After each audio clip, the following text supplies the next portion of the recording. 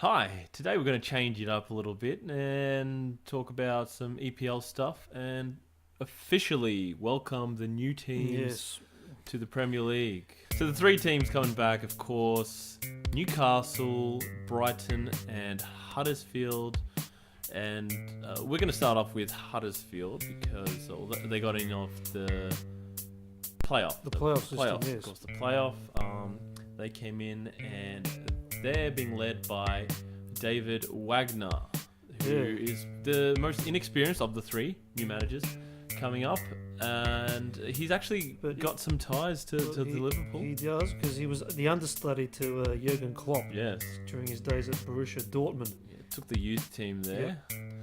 And then he took over at Huddersfield, basically halfway through 2 seasons ago.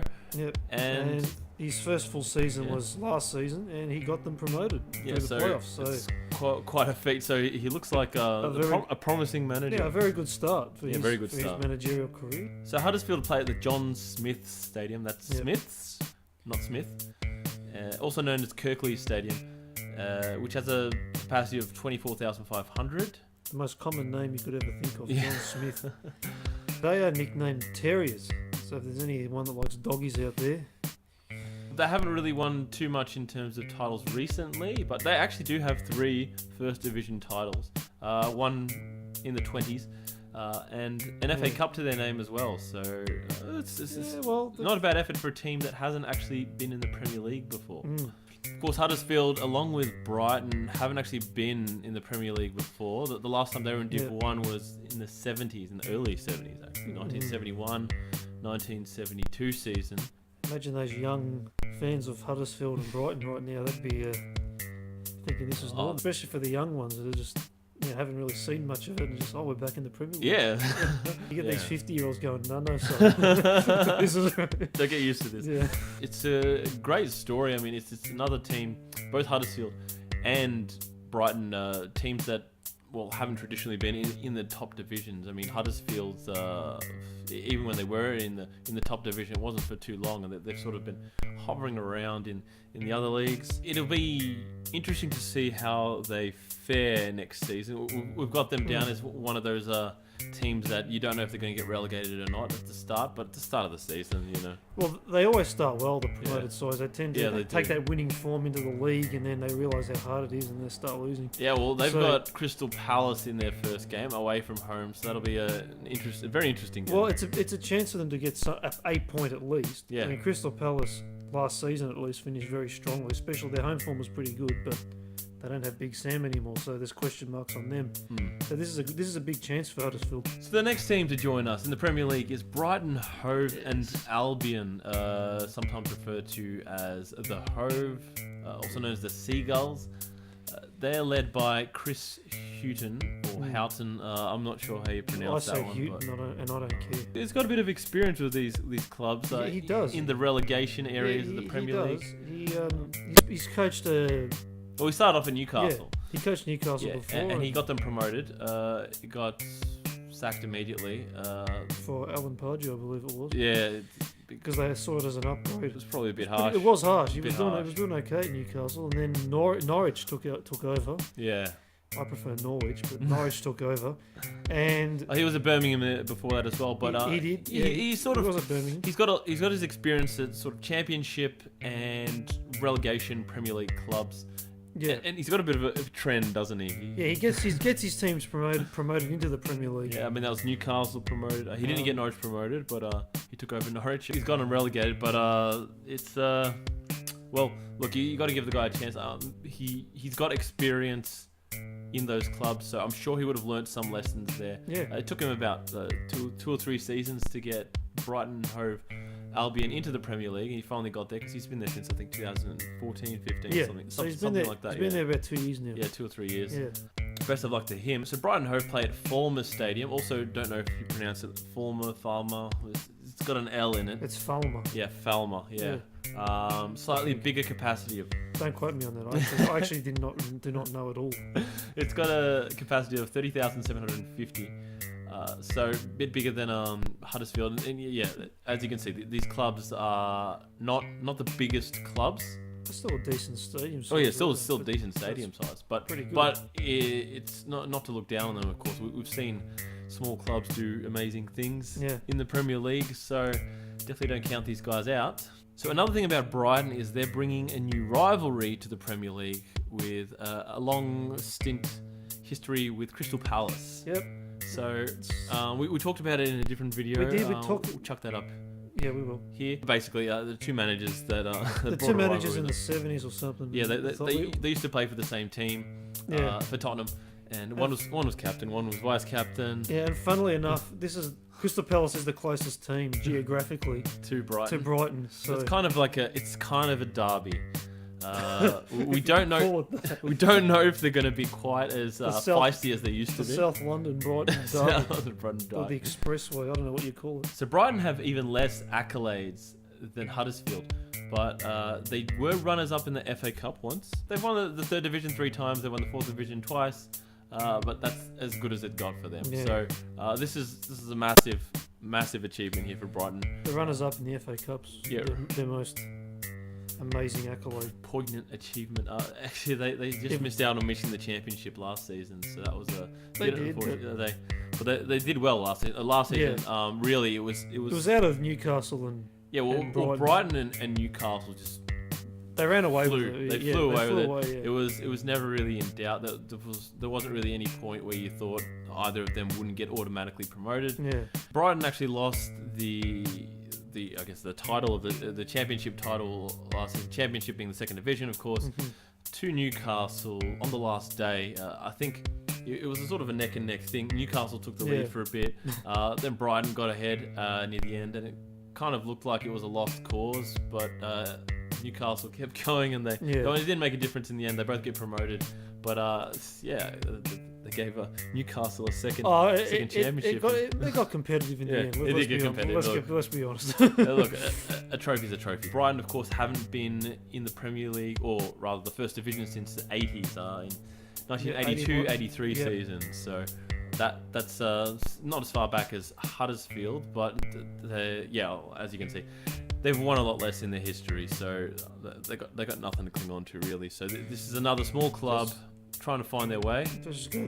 They can go there. Got no pressure. Just go and have fun. And they did very well last season, so we're looking forward to how They did do well, so we'll and, see. and for those Australian fans out there, I forgot to mention, Huddersfield has Australians Aaron Mooy, so probably our most promising prospect, most promising export at the moment. Our best player after this golden generation by far. Yeah, well, hopefully he can make a name for himself. And of course, Matt Ryan in goals for Brighton, so hopefully he does well as well. Another Australian export. I haven't seen an Australian keeper or first keeper in the Premier League for a while since Schwarzer. Yeah. So it should be interesting to see how he goes. Hopefully he does well. And Brighton start off their season against Manchester City at home, so good luck to them. And now we move on to the big fish in the little pond. Yeah. Newcastle. They spent 2 seasons out of the Premier League since the Premier League started. They're one of the original teams. For a long time, they were part of the original, I think there were 8 teams at the time when they first got relegated that hadn't been relegated from the Premier League. They've been relegated twice, but each time they've bounced right back up. So. And won the championship. Not only got promoted yet. They won the championship twice. So that's, by the way, their last 2 trophies that they've won. For a while, they've got 4 of those. They've won the second division 4 times, and they've won the first division 4 times as well, except 3 of those were in the start of the 1900s, so a long time ago, and their 4th one was in the 20s. So. Yeah, they've lost their way. Yeah, they've fallen away a little bit, but they do have 6 FA Cups to their name, so that's no small feat. Impressive. FA Cup is it's the dream trophy in England. One of the most interesting things about Newcastle is not only are they a big club, big reputation, of the big clubs and things, they've got a big manager at the helm. Yeah. They've got Rafa Benitez, who is a one-time Champions League winner with Liverpool, one-time Europa League winner with Chelsea as a caretaker manager, but he's got the most time. This guy's one of the best tacticians. He's won a lot. Yeah. He won the La Liga as well with Valencia. Yeah, I believe. twice. Twice. So before he moved to Liverpool. So This guy's done a lot. Yeah, he knows how to manage. It's the last time a team other than Real, Atletico, or Barcelona have won the league. So not a bad effort. But this guy is a master tactician. He's been at some of the top clubs. He's been at Liverpool already. Yeah. He's been at Chelsea. He's been at Real Madrid. Yeah, he's been at Inter as well. Inter Milan. So that wasn't so successful. He's been at Napoli as well. He did okay there. Yeah, he did. So he's coached big clubs. This guy, and now he's at Newcastle. He took on the job. He as they were going to get relegated. Decided to stick around, much to some people's surprise. I'm not so surprised because he did establish a home base in England when he was at Liverpool, and I think his family he's lived there the whole time, while he's been going all over the place. So he wanted to manage another club in England. It's tough to get a gig at one of the really top clubs now in the top 6. It is, and he said he's not going to coach for 2 particular teams because of his ties to Liverpool. So Everton's out of the picture. So Newcastle's probably his best bet, and he took the gamble, went down with them, and now he's brought them back up, and we'll see if the gamble will pay off, because I think he's going to do quite well at Newcastle, and I think he's going to bring them into... Well, it's a tough league. Yeah, it's a tough league. It's a tough league. They've just come back up. Well, he's going to make it tougher. How talented is this squad? I don't know. Yeah. He will make it tough, at least tactically. He's going to recruit, obviously. So he will make it tough, but none of these teams have recruited any huge names. I mean, I think Newcastle picked up a player from Chelsea, Atsu. But other than that, they've been pretty modest. They've just come up from the championship. The money hasn't quite, I guess, come in yet. They want to solidify their play, and they're being smart about it. Going back to Newcastle, of course, their home ground is St James's Park, with over 52,354 to be exact. It's a very specific number. It is. That's how they do it over there. And they've got a few nicknames. They've got the Geordies. The Geordies, the Toon, and those Magpies. Yeah, the Magpies. So any AFL fans want to, some Collingwood fans. Or any Port Adelaide traditionalists. Oh, yes, Port Adelaide, definitely. Port Adelaide, of course, can't forget those Magpies. But, Magpies. So rounding off Newcastle, the last time they were in the Premier League was obviously the season before last. They were only out for that one season. And they've only been, like we said, out for a couple seasons. And their first game back will be against Tottenham, so not much easier than Brighton's game. Good luck to them. It is at home. It is at home. Look, that game looks exciting on paper. Yeah, it does. Growing up, Newcastle-Tottenham was always a good fixture. So, but now, I don't know.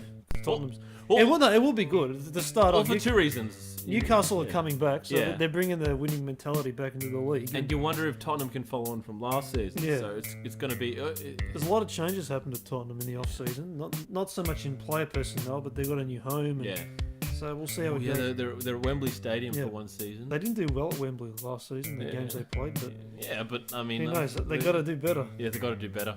They're not playing that game at Wembley, fortunately for them, but it will be interesting. It's a tough start because, as Cos said, all the newly promoted teams always start off like a house on fire. Well, they're confident. Yeah, they're confident. They just got promotion. They won the energy's season, high. so. They know how to win. They've been winning games. Yeah, it carries on for a little while. If you're asking us for any tips about which team to lend a bit of support to be honest, we're behind all these teams. Well, we like the underdogs. Yeah, we are underdog fans. It's very rare that teams play the same way in the Championship as they do in the Premier League.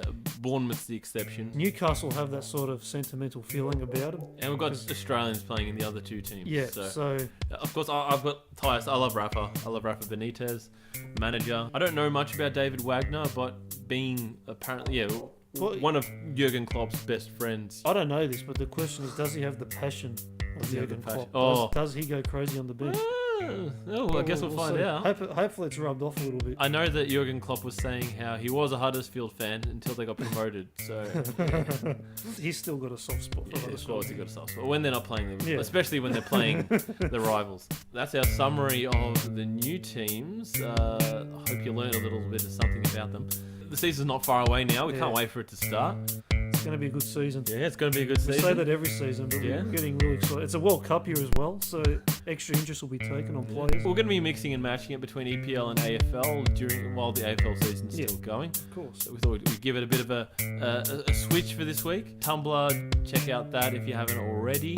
And of course, check out our which EPL team to follow for last season. Just forget about the teams that got relegated. In case you weren't aware, Sunderland, Middlesbrough, And Hull City. and Hull City. Make sure you subscribe as well, because we're releasing some selfie videos as well in between these videos. I'll be talking about AC Milan next week, Yeah. talking about their signings and how it's going to affect the Premier League maybe a little bit. The stuff that's going on. Yeah. If something happens in AFL, we'll talk about that too. We've also got a Tumblr account where I've written a couple of articles about whether or not the English Premier League is the best league in Europe. I don't know how many parts there'll be to that series, but there's a few more pieces to go, so definitely check that out. Link is in the description. There's an AFL Tumblr page too where we do vlogs. We haven't written anything on that yet, but there will be stuff on there soon, I'm sure. Last of all, our Facebook page. Like that, we put everything there, so anything that happens, new video, new blog post, All the news is is there. on Facebook. So keep an eye out for that as well. And with that, we've gone to the end. So thanks for watching, and we'll catch you next time. Yep, see you then.